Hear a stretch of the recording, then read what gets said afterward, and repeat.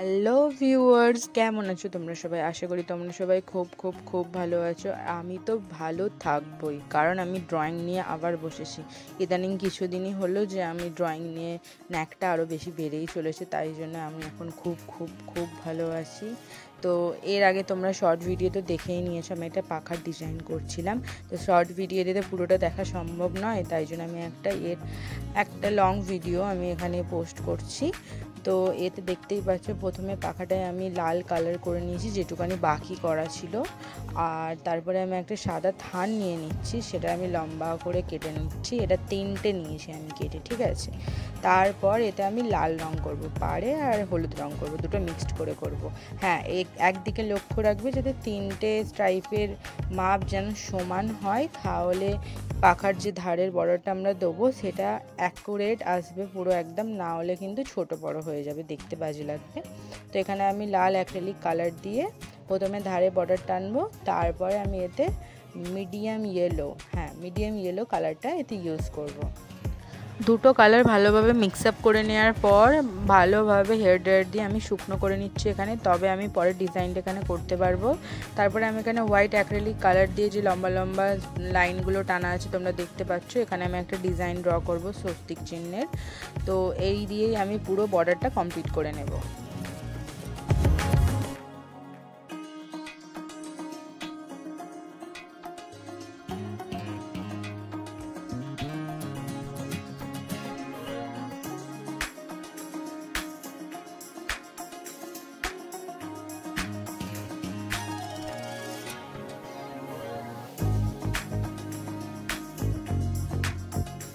যেহেতু আমি কাজটা 2-3 দিনের মধ্যেই কমপ্লিট করার চেষ্টা করেছিলাম, সেই জন্য আমি বারবার প্রত্যেকটা জিনিস করার পর হেয়ার ড্রায়ার দিয়ে ভালোভাবে শুকনো করে নিচ্ছিলাম।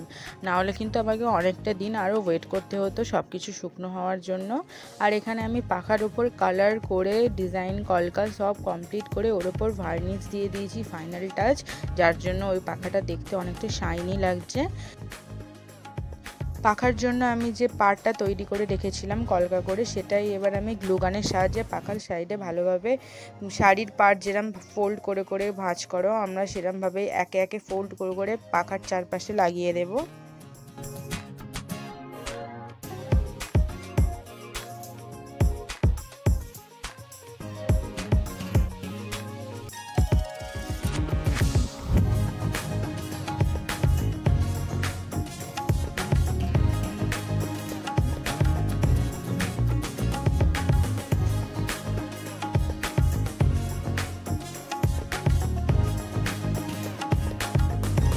গ্লুগানের কাজটা করার সময় তোমরা অবশ্যই একটু খেয়াল রাখবে, কারণ গ্লুগানটা অলরেডি অনেকটা হিট থাকে, যার জন্য গ্লুগানটা লাগানোর সময় অনেক সময় হাতে বা স্কিনে পড়ে যেতে পারে, যেটা তোমার অনেকটাই ক্ষতি করতে পারে। আমার এখানে বারবার ওটাই হচ্ছিল, নয় নখে লেগে যাচ্ছিলো আর নয় আমার হাতে পড়ে যাচ্ছিলো গ্লুগুলো, যার জন্য আমার খুবই পেন হচ্ছিল।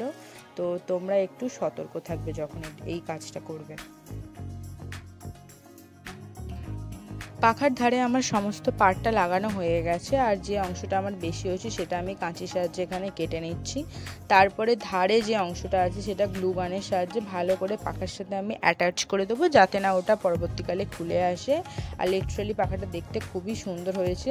ক্যামেরায় কতটা তোমরা বুঝতে পারছো জানি না, কিন্তু আসলে খুবই সুন্দর লাগছিল পাখাটা দেখতে। তো আমার বাড়ির কেউ আশা করি পাখাটা দিয়ে হাওয়া খাবে না, ওটা তুলেই রেখে দেবে। তো যাই হোক, ভিডিওটা এইটুখানি। তো আশা করি তোমাদের ভিডিওটা ভালো লেগেছে। ভিডিওটা যদি ভালো লেগে থাকে অবশ্যই একটা লাইক করে দিও, আর আমার চ্যানেলটাকে সাবস্ক্রাইব করে দিও এরকম নতুন নতুন ভিডিও পাওয়ার জন্য। দেখা হবে আবার নেক্সট ভিডিওতে, ততক্ষণের জন্য বাই বাই, টাটা।